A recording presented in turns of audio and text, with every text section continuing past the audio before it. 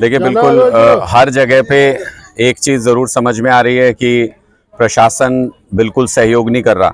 अभी हम गांव में बंदा देखने गए थे तो वहाँ पे 5-6 बच्चे जो हैं वो पानी के अंदर की तरफ चले गए हैं किसी छोटे जानवर को बचाने के लिए, और उनसे संपर्क नहीं हो पा रहा है। लेकिन कोई बोट भी नहीं है, कोई नाव नहीं है। प्रशासन से रिक्वेस्ट कर रहे हैं कि कोई बोट दे दें जिसकी वजह से कि उन बच्चों को बचाया जा सके, उनको ढूंढा जा सके। आप यहाँ मेरे ठीक पीछे देख रहे हो, ये बिजली घर को बचाने की कोशिश कर रहे हैं ये सारे गांव के लोग।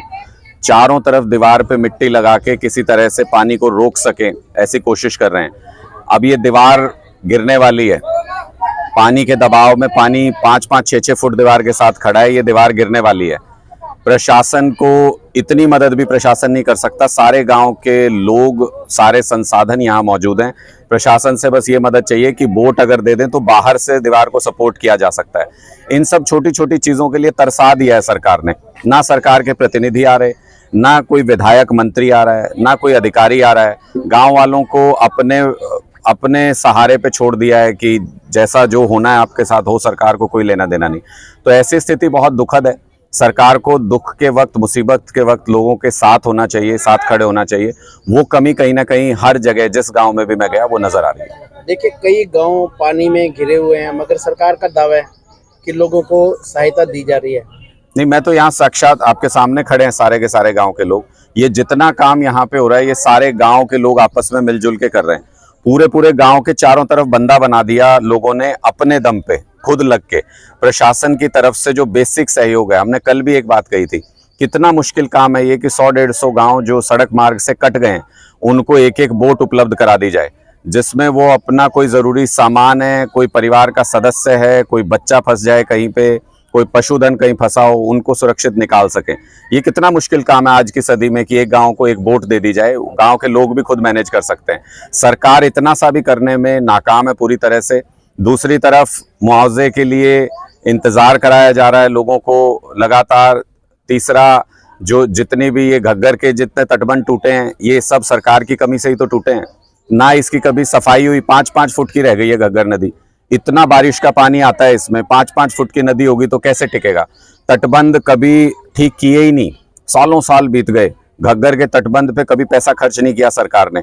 तो ये पहले से ही, वो कहते हैं ना कि आपदा तो अब आई है, लेकिन जो होना है नुकसान वो पहले से ही लिख दिया था सरकार ने। अपने 9 साल के कार्यकाल में कहीं किसी तटबंध पे एक थोड़ा सा पैच भी नहीं लगाया इन्होंने, एक चेप्पी भी नहीं लगाई जिसको कहते हैं। क्या मांग है आपकी? देखिए, सरकार से हमारी बहुत स्पष्ट मांग है। कल परसों मुख्यमंत्री ने अपनी प्रेस कॉन्फ्रेंस में खुद कहा था कि 4 लाख एकड़ जमीन के ऊपर पानी फिर गया है, उसमें तो फसल की कोई गुंजाइश नहीं है। और किसान ने तो उधार लेना था, कर्ज लेना था, जो भी उसने तो अपनी फसल में इन्वेस्ट कर दिया था।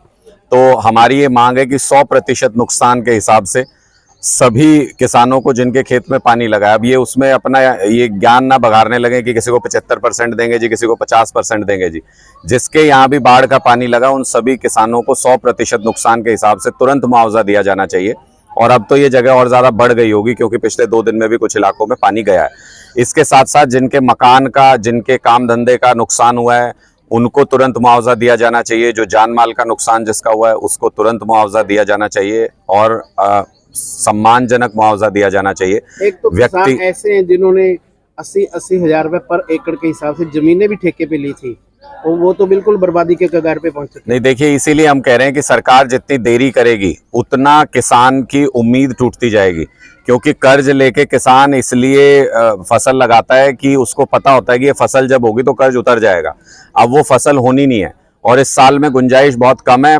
मुख्यमंत्री जी हेलीकॉप्टर में घूमते हैं, उनको शायद ज़मीन का अंदाज़ा नहीं है। वो कहते हैं कि पानी उतर जाएगा, फसल हो जाएगी, दोबारा लगा देंगे। तो ना मुख्यमंत्री जी को ये पता कि अब इस टाइम पे प्यौद कहाँ से लाएंगे, ना मुख्यमंत्री जी को ये पता कि जहाँ पे पानी लग गया वो फसल पूरी तरह से तबाह हो गई, जो डूब गई, अब वहाँ पे गुंजाइश नहीं। ना मुख्यमंत्री जी को ये पता कि ये बाढ़ का पानी इसके साथ रेत आ गया तो उसको कैसे मैनेज करेगा किसान। तो ये फसल, ये सीज़न में बहुत कम चांस है कि कहीं पे कोई फसल होगी। इसलिए किसान को कम से कम थोड़ी तसल्ली देने के लिए, उसको जिंदा रखने के लिए, मैं अगर इस शब्द का प्रयोग करूं तो उसको जिंदा रखने के लिए सरकार को 100% नुकसान के हिसाब से और स्पेशल गिरदावरी करा के एक अच्छा मुआवजा किसान को मिलना चाहिए ताकि उसका घर चलता रहे, वो बसा रहे कम से कम।